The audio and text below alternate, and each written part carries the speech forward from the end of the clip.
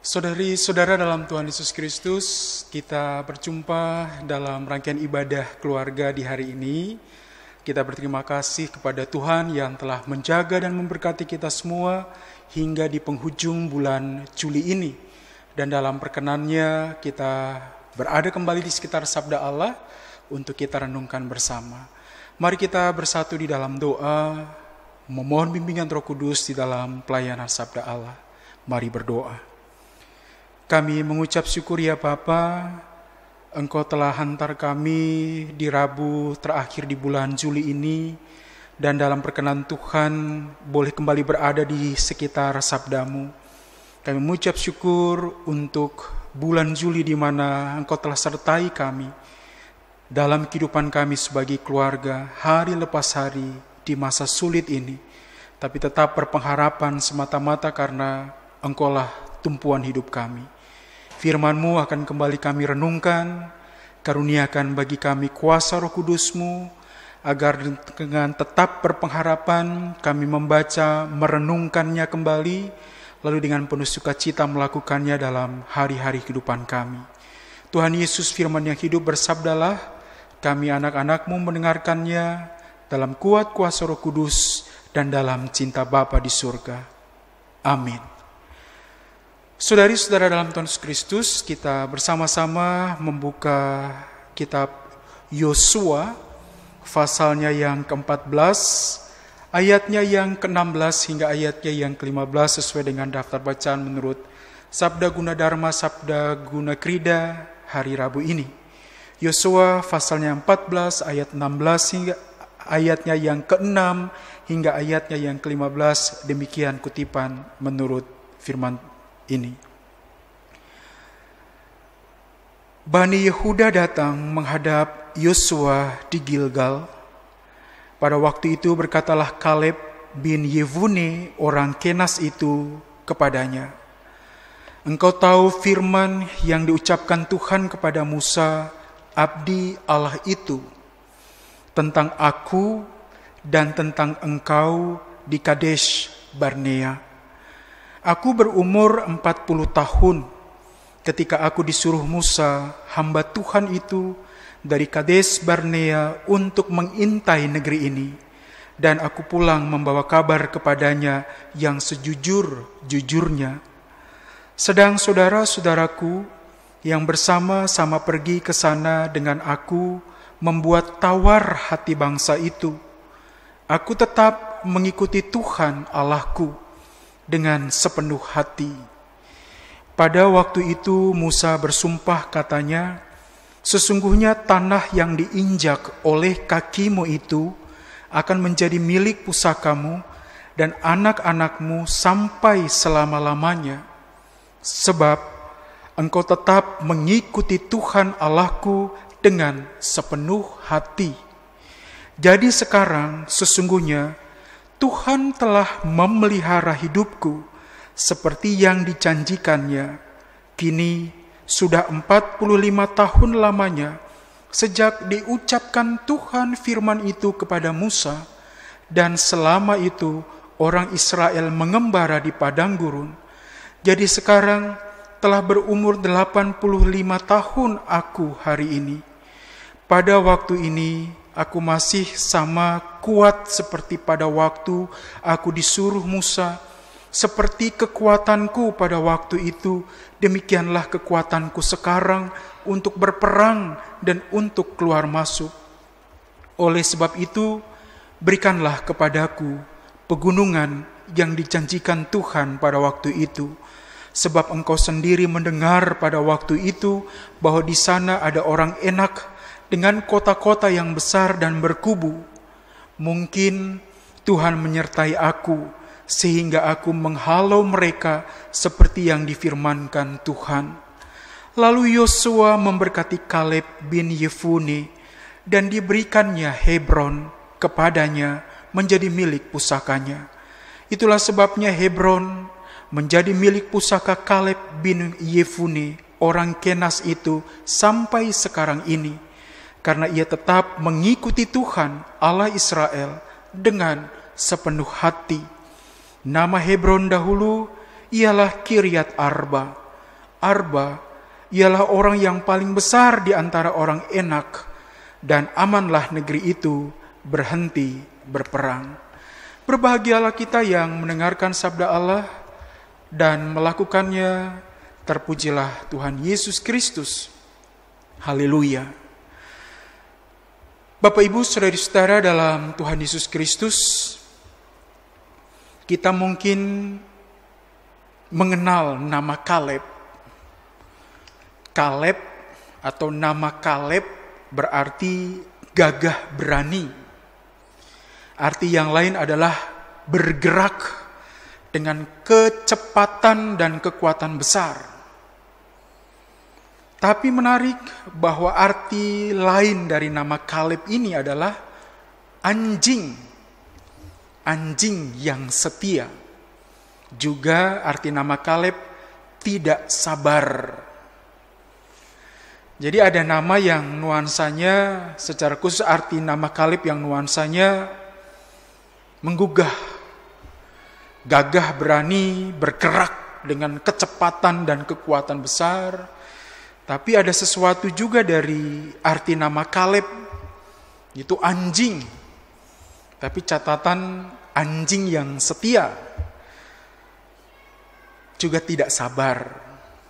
Kita tahu bahwa Kaleb bersama Yosua diutus bersama-sama dengan 10 rekan yang lain, jadi jumlah 12 orang yang diminta untuk mengintai, melakukan tugas spionase, dan memata-matai negeri Kanaan, negeri yang dijanjikan Tuhan sebagai tanah perjanjian itu.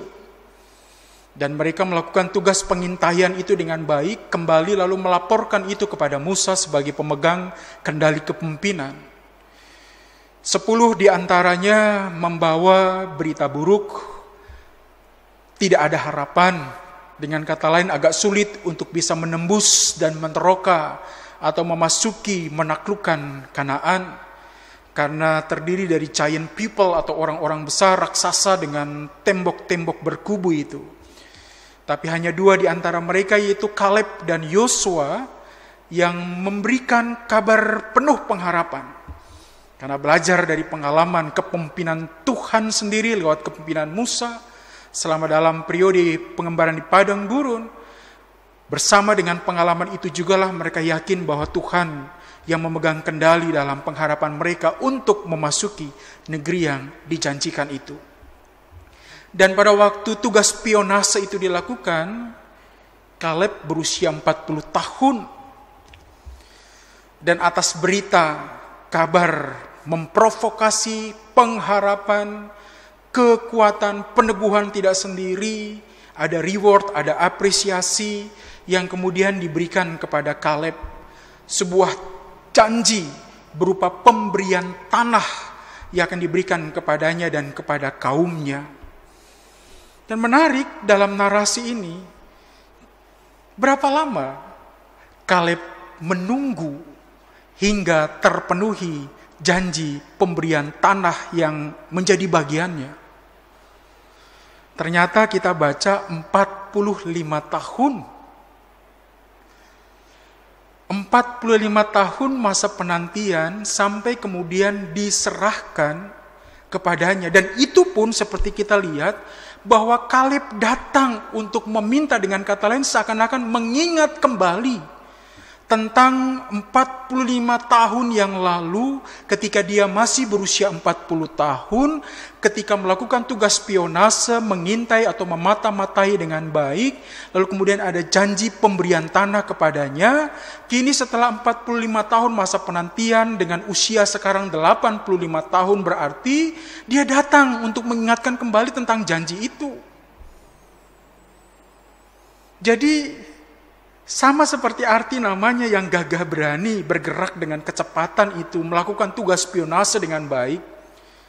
Tapi bisa digambarkan juga dia bagaikan anjing.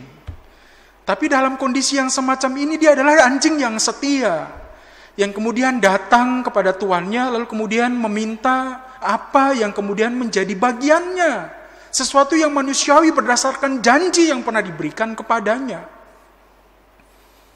Meskipun Arti nama Kaleb tidak sabar, tapi sejatinya dia telah menunjukkan kesabaran itu untuk 45 tahun penantian, sehingga terpenuhi diberikan wilayah Hebron itu kepadanya. Dan kita lihat dalam narasi ini pada akhirnya bahwa Hebron diberikan, wilayah Hebron diberikan kepadanya, pegunungan itu diberikan kepadanya.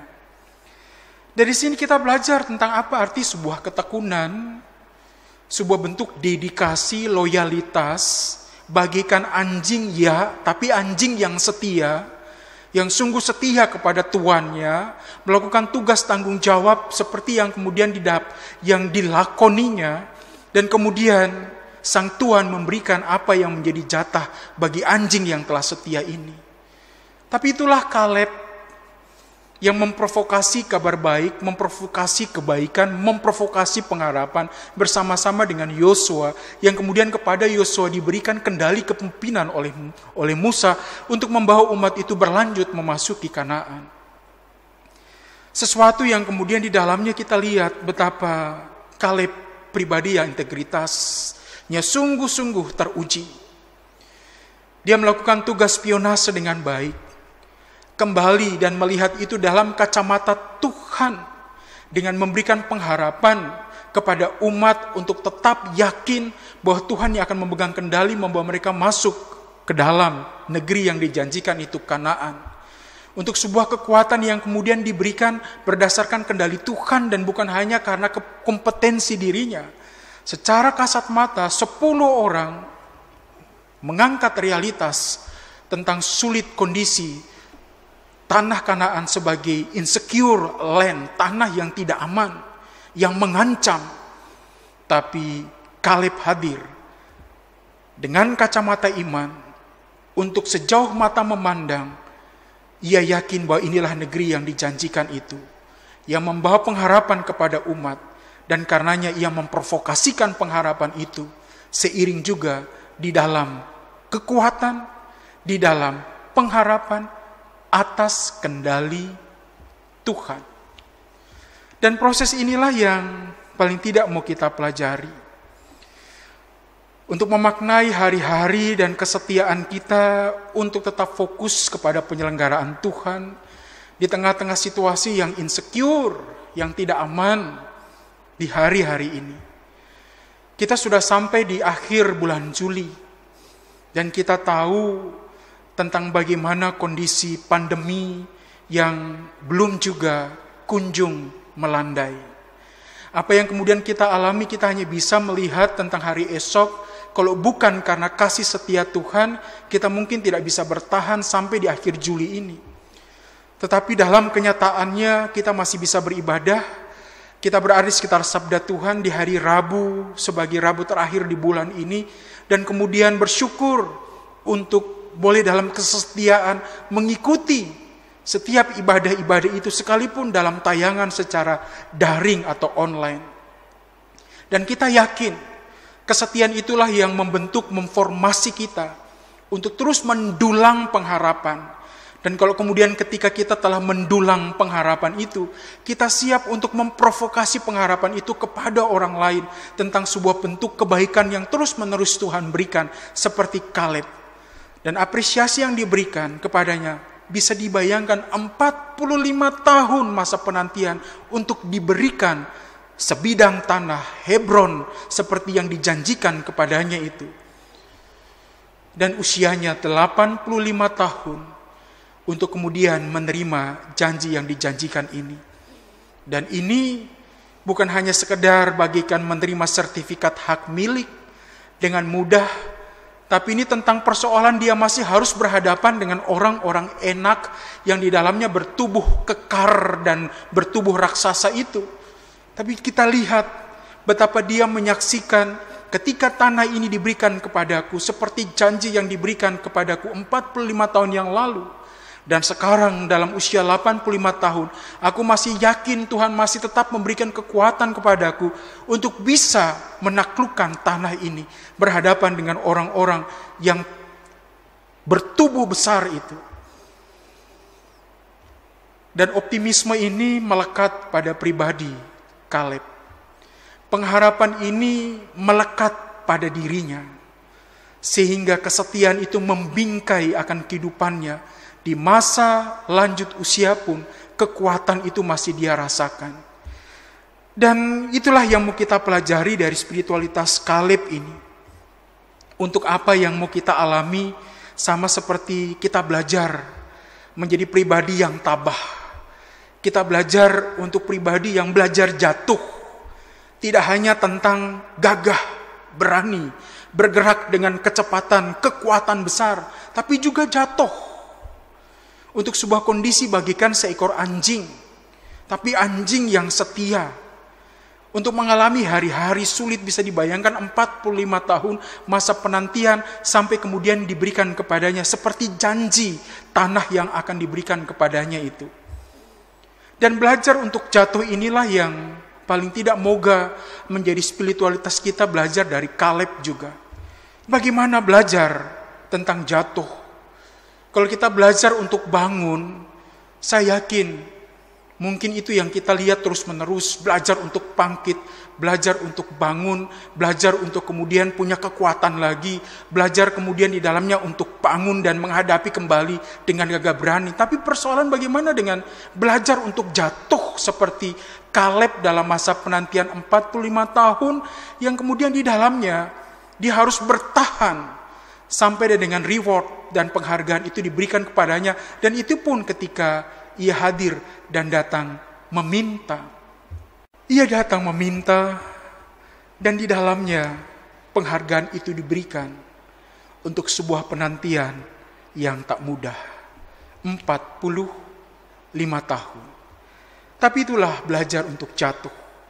Dan bagaimana itu?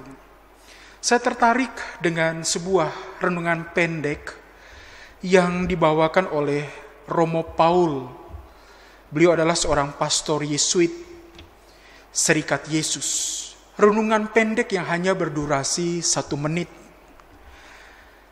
Dan ada tulisan pada t-shirt atau kaos yang dipakai oleh Romo Paul. Tulisan itu saya baca, pada hujan kita belajar tentang jatuh.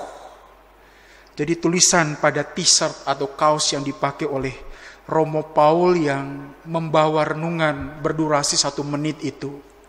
Pada hujan kita belajar tentang jatuh. Dan menarik, justru ketika di situ dengan begitu vividly human, bukankah kita bisa belajar tentang dirus hujan itu? Yang kemudian jatuh, lalu kemudian dalam kejatuhannya itu menimpa semua bentuk permukaan apa saja.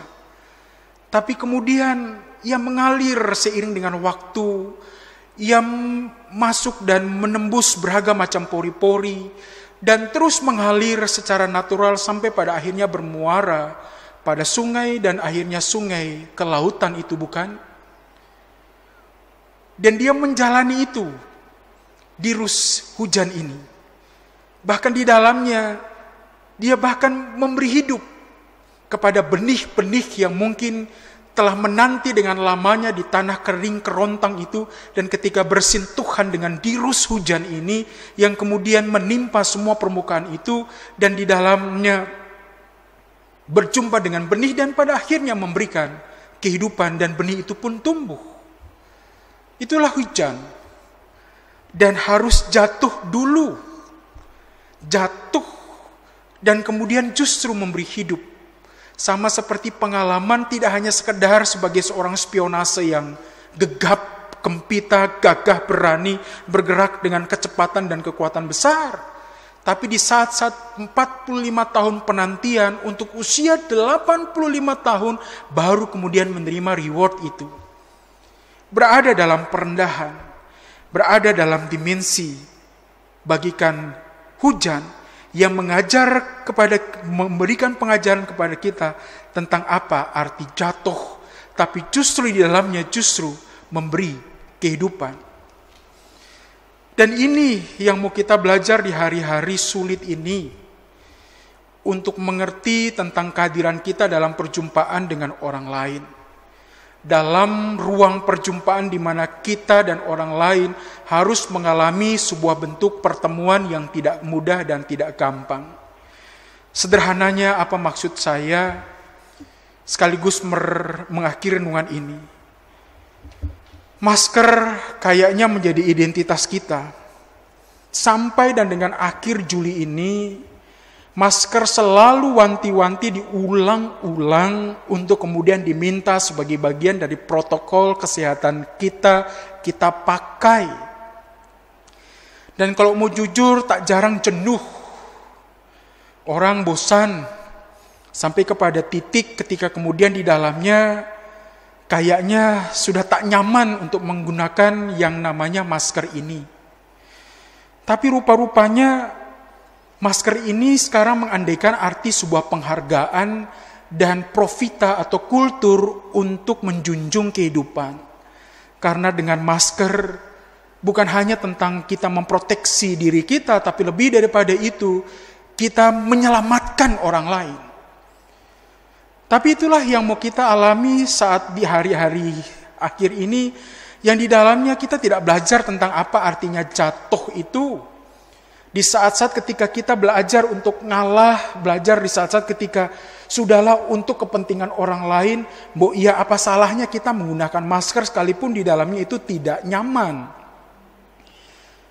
Sama seperti pada hujan kita belajar tentang jatuh itu, hujan yang kemudian memberi hidup kepada orang lain, ya moga-moga kita juga bisa belajar seperti itu sekalipun harus lewat titik terendah. Sebuah bentuk perendahan yang kemudian di dalamnya kita hadir dan moga perendahan kita itu justru memberikan sebuah bentuk kebaikan. Dan Kaleb telah memberikan spiritualitas itu. 45 tahun untuk sesuatu yang dia nantikan, untuk tanah itu yang pada masanya pun dia harus datang meminta itu. Dia meminta dulu baru kemudian diberikan. Itu kalau bukan orang yang tidak rendah hati, orang yang punya komitmen, punya loyalitas yang tinggi. Dia bahkan digambarkan anjing, tapi anjing yang setia. Tapi dalam kondisi yang semacam itu justru belajar tentang dimensi apa arti sebuah bentuk perendahan, bagaikan dirus hujan yang jatuh itu, tapi melaluinya memberikan kehidupan untuk orang lain. Dan berita provokasi pengharapan yang diberikan kepada Kaleb memberikan energi besar kepada umat, kepada Israel untuk memasuki negeri yang dijanjikan itu. Moga-moga kita terhitung juga sebagai Kaleb-Kaleb di zaman ini. Khotbah Romo Paul Serikat Yesus itu, yang 1 menit itu, melalui khotbahnya beliau mengatakan setelah PSBB, transisi,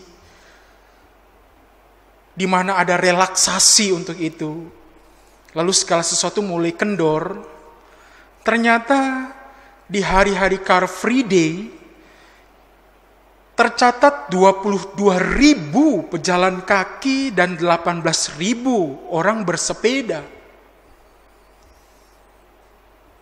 Ya, sekalipun mereka menggunakan masker.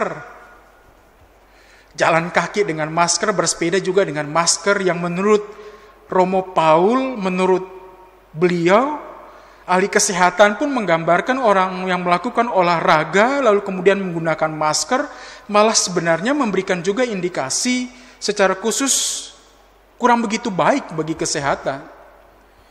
Bisa dibayangkan 22.000 pejalan kaki dan 18.000 orang yang bersepeda di Jakarta memanfaatkan Car Free Day di masa relaksasi, di masa normal baru ini. Dan itu mengancam menjadi klaster baru.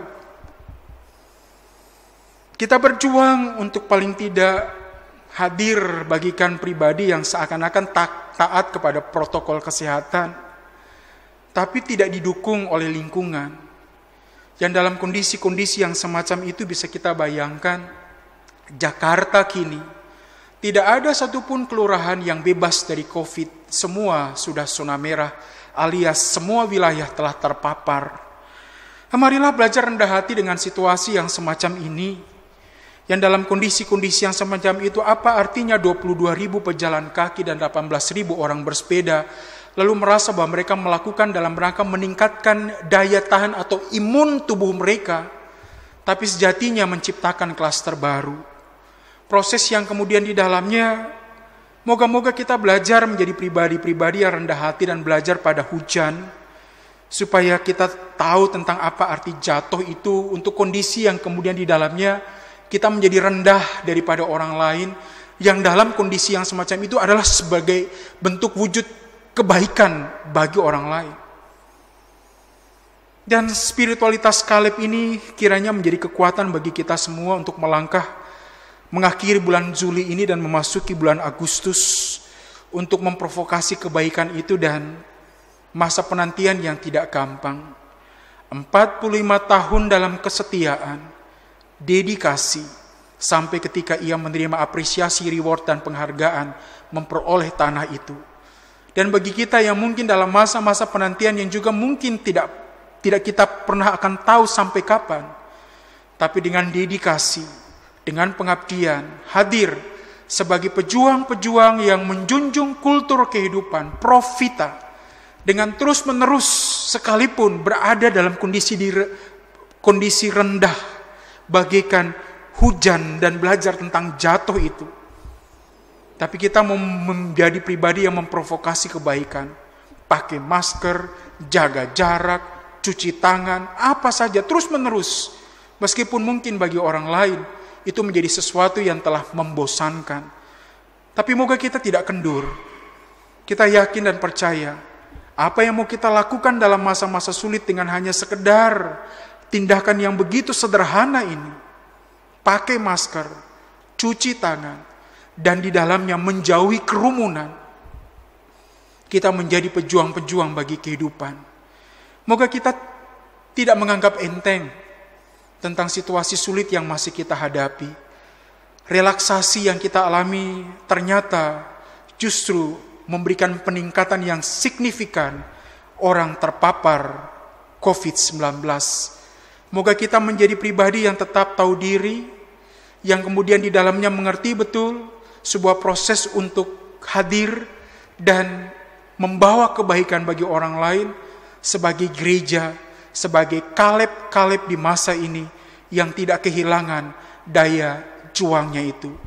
Belajarlah untuk tetap setia, dan moga dalam kondisi yang semacam itu kita dibentuk, sekalipun dengan situasi yang sulit ini, justru menjadi pribadi-pribadi yang tangguh, punya integritas bagi kebaikan orang lain, bukan hanya bagi diri sendiri. Tuhan menguatkan kita untuk memasuki sebuah perjuangan yang tak mudah ini, mengakhiri bulan Juli ini dengan pengharapan, dan memasuki Agustus juga dengan pengharapan sebagai pejuang-pejuang yang tangguh. Amin. Mari kita satu di dalam doa, kita berdoa. Bapa dalam Tuhan Yesus Kristus, kami sering belajar tentang apa arti bangkit, apa arti bangun, apa arti gagah berani, bergerak, dan dengan kekuatan besar berdiri untuk menyongsong segala hal. Tapi kondisi-kondisi yang semacam itu tidak membawa kami menjadi pribadi yang belajar tentang apa arti jatuh. Kaleb telah memberikan keteladanan bagi kami untuk 85 tahun sebuah penantian yang pada akhirnya ia memperoleh apa yang dijanjikannya kepadanya. 45 tahun sebuah proses berjuang untuk itu terhitung ketika ia 40 tahun hadir dan diutus untuk melakukan tugas tanggung jawab kenegaraan yang harus dia emban. Dan ia telah menjalani maraton ketabahan itu, dan maraton ketabahan itulah yang diteladankan bagi kami semua. Sampai dan dengan tanah itu diberikan kepadanya. Sampai dengan Hebron diberikan kepadanya. Dan itu pun bukan hanya sekedar sebuah bentuk perjuangan mudah, tapi sebuah perjuangan yang masih harus ia hadapi, yang harus masih dia gumuli, seiring dengan apa yang telah dia harus perjuangkan dalam tanah yang diberikan kepadanya. Bantulah kami agar kami punya daya juang, sama seperti Kaleb, seiring dengan masa-masa insecure, tak aman, yang masih kami alami sampai saat ini. Tapi moga kami belajar menjadi rendah hati, dan itu berarti bahwa Kami bukan hanya tentang belajar tentang apa arti bangkit, tapi situasi-situasi yang kemudian di dalamnya kami belajar untuk jatuh, untuk melihat tentang beragam macam peristiwa dan pengalaman kami berada di titik terendah, sama seperti dirus hujan itu.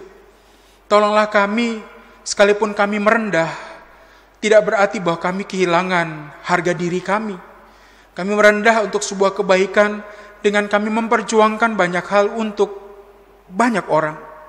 Hal-hal sederhana yang kami yakin bahwa itu pun memberikan wujud kebaikan itu.